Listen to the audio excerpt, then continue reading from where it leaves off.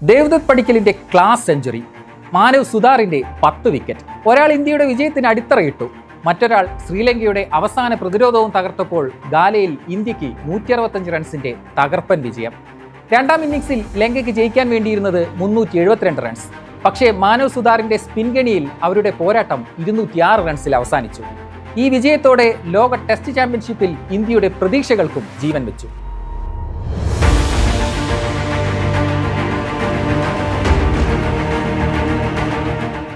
Toss നേടി ആദ്യം bat ചെയ്ത ഇന്ത്യ ഒന്നാം ഇന്നിംഗ്സിൽ നേടിയത് 462 റൺസ്. മൂന്നാം ടെസ്റ്റ് മാത്രം കളിക്കുന്ന ദേവ്ദത്ത് പടിക്കലിന്റെ കരിയറിലെ ആദ്യ ടെസ്റ്റ് സെഞ്ചുറി.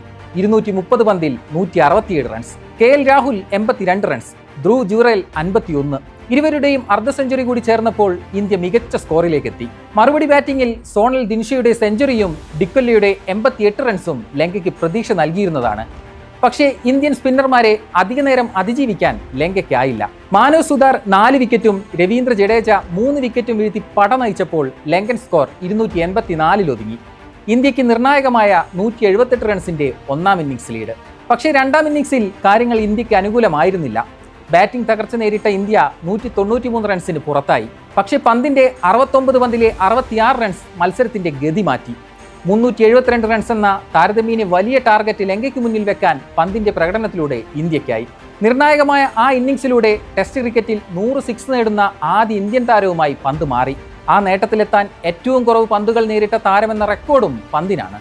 ആകെ 14 വിക്കറ്റുകൾ വീണ 4-ാം ദിനം കളി നിർത്തുമ്പോൾ 4-ന് 84 എന്ന നിലയിലായിരുന്നു ലങ്ക. ഒരു ദിവസം ബാക്കി നിൽക്കെ ലങ്കയ്ക്ക് ജയിക്കാൻ വേണ്ടത് 288 റൺസ്, ഇന്ത്യക്ക് 6 വിക്കറ്റും. പിച്ച് ബൗളർമാർക്ക് അനുകൂലമായതിനാൽ ആദ്യ സെഷനിൽ തന്നെ ഇന്ത്യ ജയിക്കുമെന്ന് കരുതിയെങ്കിലും പ്രതീക്ഷ തെറ്റി. ആദ്യ ഇന്നിംഗ്സിലെ സെഞ്ചുറിക്കാരൻ ദിനുഷ രണ്ടാം ഇന്നിംഗ്സിലും ലങ്കയ്ക്കായി രക്ഷാപ്രവർത്തനത്തിനിറങ്ങി. അർദ്ധ സെഞ്ചുറിയുമായി ദിനുഷയും നായകൻ ധനഞ്ജയ ഡിസിൽവയും ഇന്ത്യൻ ബൗളർമാരെ നന്നായി പരീക്ഷിച്ചു. 202 പന്തുകൾ നേരിട്ട ഈ സഖ്യം പൊളിക്കാൻ ഇന്ത്യക്കൊടുവിൽ 56-ാം ഓവർ വരെ കാക്കേണ്ടി വന്നു. 59 റൺസ് എടുത്ത ധനഞ്ജയെ പുറത്താക്കി ജഡേജയാണ് ആ കൂട്ടുകെട്ട് പൊളിച്ചത്. പക്ഷേ ദിനുഷ പിന്നെയും പോരാട്ടം തുടർന്നു. ഒന്നാം ഇന്നിംഗ്സിലെ സെഞ്ചുറിക്ക് പിന്നാലെ രണ്ടാം ഇന്നിംഗ്സിൽ 128 പന്തിൽ 84 റൺസ്. മഴ വന്നാൽ അർഹിച്ച വിജയം ഇന്ത്യയിൽ നിന്ന് അകലുമെന്നിരിക്കെ 76-ാം ഓവറിൽ ദിനുഷയെ ധ്രുവ് ജുറേലിന്റെ കൈകളിലെത്തിച്ച് മാധവ് സുതാർ ഇന്ത്യക്ക് ബ്രേക്ക് ത്രൂ നൽകി.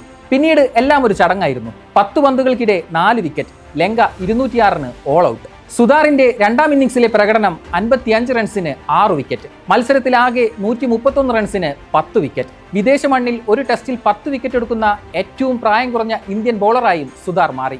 ഒരു ടെസ്റ്റ് മാത്രം കളിച്ച പരിചയസമ്പത്തുമായി ലങ്കയിലേക്ക് വണ്ടി കയറിയാണ് സുതാർ ചരിത്രമെഴുതിയത്. ജഡേജയുടെ കൃത്യത മാതൃകയാക്കുന്ന സുതാർ ജഡേജയ്ക്കൊപ്പം ചേർന്ന് തന്നെ ഇന്ത്യയെ ഒരു ടെസ്റ്റ് മത്സരം ജയിപ്പിച്ചിരിക്കുന്നു. ശ്രീലങ്കയുടെ 20 വിക്കറ്റിൽ 14 എണ്ണവും വീഴ്ത്തിയത് സുതാർ ജഡേജ സഖ്യമാണ്. അതായത് ഗോളിലെ സ്പിൻ അനുകൂല സാഹചര്യങ്ങളെ ഇന്ത്യ കൃത്യമായി ഉപയോഗപ്പെടുത്തിയതിന്റെ ഫലം കൂടിയാണ് ഈ വിജയം.